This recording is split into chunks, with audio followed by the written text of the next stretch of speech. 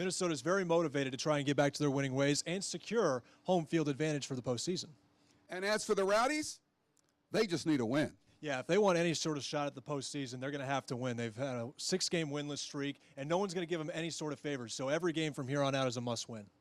Boy, what a beautiful ball right here. And Georgie Ristoff was left all alone in the middle of the field, and he just takes it home from here. No one's covering the middle, and Van Oekel's just left on an island. He's got no chance. He's in no man's land. I mean, what a great ball it was. Georgie Ristoff just, I mean, this is just simple. This is almost like a penalty kick, except with a run. So big goal right there for Tampa Bay. Gets the home crowd going. And Trevor, to you first. This is a third straight road game for Cincinnati. They've won the first two at New Orleans and at Houston. So it's a very interesting dynamic for them. Third straight road game, and the Bucs back at home. Yeah, and they've won 4 of the last 5, so they've really gotten themselves back on track after they had lost quite a few games in that New England stretch. They got shut out by Indianapolis, but since then they've gotten on a bit of a roll.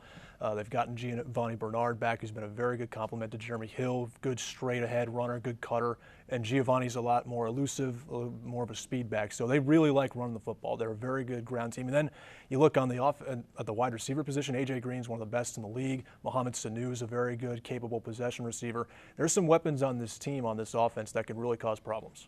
The defense is improving. And that was without Levante David. Imagine if he gets implemented into that scheme, and he may have some impact plays as well.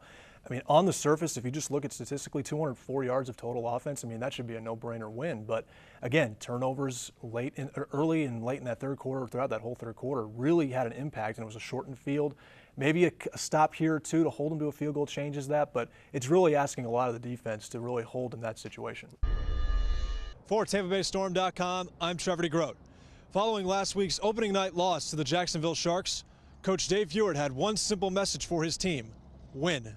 Try to win a football game. Got to get better at what we do. Got to get better at arena football. We have to be better than we were a week ago, that's for sure. Storm defensive back Vance Cuff and wide receiver Joe Hills expressed the need for improvements on both sides of the ball. Well, we got to get better play out of the secondary and defense as a whole. You got to get out there and give your offense a chance to win the game. Tonight is Fan Appreciation Night at Al Lang Stadium, and joining us tonight to sit down and talk with Jim is one of the biggest Rowdies fans and part of the fanatical Ralph's Mob. The team is keeping its shape pretty well, which hasn't always happened, and that could be a good sign going forward here. Yeah, they just have to finish the game now and just find a way to get one more goal. Knot it up at 1-1. Like we've seen, the first 2 games were 2 ties. Someone's got to break through here if they want the 3 points. Well, let's go ahead and take a look at some first-half highlights here. I thought, for the most part, Tampa Bay had most of the quality chances. Georgie just gets challenged and really well there. He just doesn't have a really good clear angle. And you can see here, Corey Herzog, another shot. Boy, this kid's got some skill, and we're just seeing the start of it for him. Of course, you mentioned it earlier on, Jim. He's signed through next year. Great skill right there, just a little bit wide on the shot. Here's a beautiful ball by Blake Wagner, just setting it up, realizing there's a lot of open grass for Georgie to just run down. And Van Oekel, just with nowhere to go, just has to keep as straight as he can and hope it just comes to him. But Georgie did a nice job of just locating it to the left side. Well, here is a chance by Ramirez, and a nice save there by Pickens. And how about Kyle Clinton come over to clean it up? Nice job by him. A little bit of a defensive miscue by Darrell Russell, but a nice job by Matt Pickens of putting the save, and a nice job by Kyle, as you said, to clear it. And then Daly, of course, he had a really good, strong run going through about half of the Rowdies' defense. But here's the goal, and you see right here, a little bit of a push actually gets away.